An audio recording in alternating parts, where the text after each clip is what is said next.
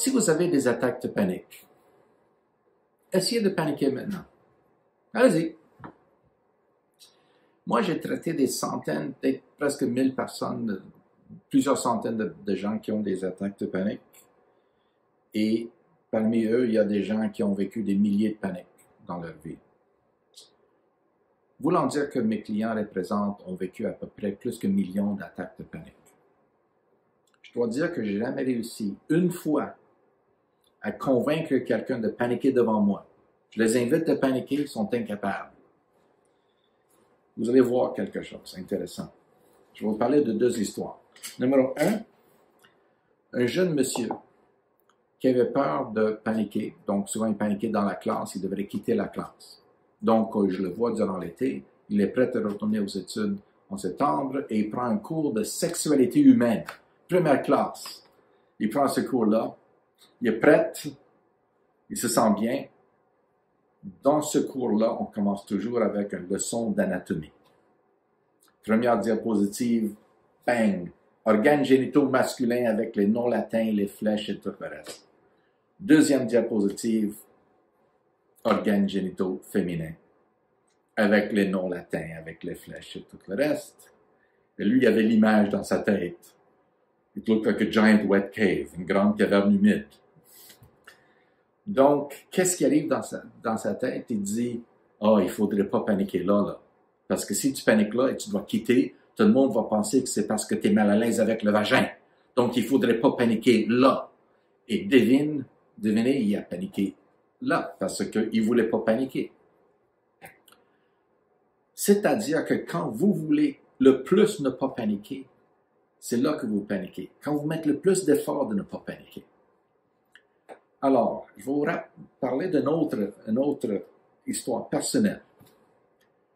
Moi-même, j'ai fait beaucoup de présentations. J'ai fait, mettons, une centaine de présentations au plus à ce point quand c'est arrivé. Mais chaque fois que j'avais soif, j'allais chercher le verre. J'étais incapable de prendre un verre d'eau devant une classe, devant un groupe, parce que ma main tremblait chaque fois. Et je suis l'expert d'anxiété. Je n'ai pas le droit de trembler devant quelqu'un. Comment ça se fait? Je ne pouvais pas me contrôler. Peu importe, chaque fois que j'avais soif, je ne pouvais pas toucher à rien. Là, un jour, je parle du paradoxe d'anxiété devant une groupe.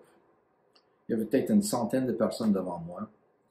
Et j'avais soif, j'ai regardé le verre, puis je dis, je vais prendre une gorgée de cette verre d'eau, et ça se peut que ma main va trembler.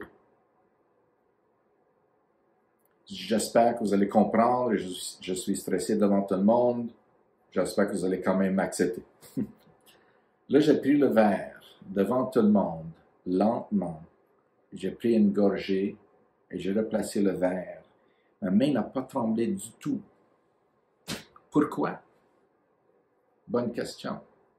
Parce que je me suis donné la permission de paraître anxieux. C'est-à-dire que ce que je vivais, c'était pas de l'anxiété, c'était la peur de l'anxiété. Je voyais que j'avais soif.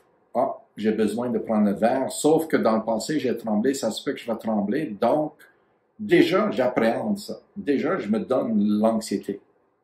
Et cette anxiété-là, quand je m'en vais chercher le verre, déjà, ça me donne un peu de tremblement. Le fait que je tremble confirme ma peur. Oh mon Dieu, ça tremble, et là, j'étais incapable. Donc, en me disant la permission de paniquer, de trembler, j'avais juste la peur d'être devant le groupe, mais ça faisait plus que 100 présentations que j'avais faites, donc j'avais plus ce peur-là. Mais j'avais enlevé la peur d'avoir peur. Ça, c'est important. Parce que la raison que le monsieur paniquait dans la classe, c'est parce qu'il ne voulait pas paniquer. Il ne voulait pas démontrer son anxiété. Alors, vous-même, tout le monde, ça s'applique à tout le monde. Quand on met le plus d'efforts de ne pas paniquer, c'est là qu'on a plus de chances de paniquer. Quand on met le moins d'efforts, quand c'est pas grave, on ne panique pas. Parce que c'est pas de l'anxiété, c'est la peur de l'anxiété qui nous fait paniquer. Et si j'ai pas peur de paraître nerveux, au pire aller, je vais être un peu nerveux. Qui parmi vous jugerait quelqu'un qui est nerveux devant la classe? On va dire, c'est normal. Moi-même aussi, je serais nerveux. On ne va pas dire quel fou, quel niaiseux. Donc, si on réalise qu'au pire aller, on va paraître un peu nerveux, c'est pas la fin du monde. Et ça s'applique à tout. Aussitôt que je dis à quelqu'un, je me sens mal à l'aise, je me donne la permission de l'être.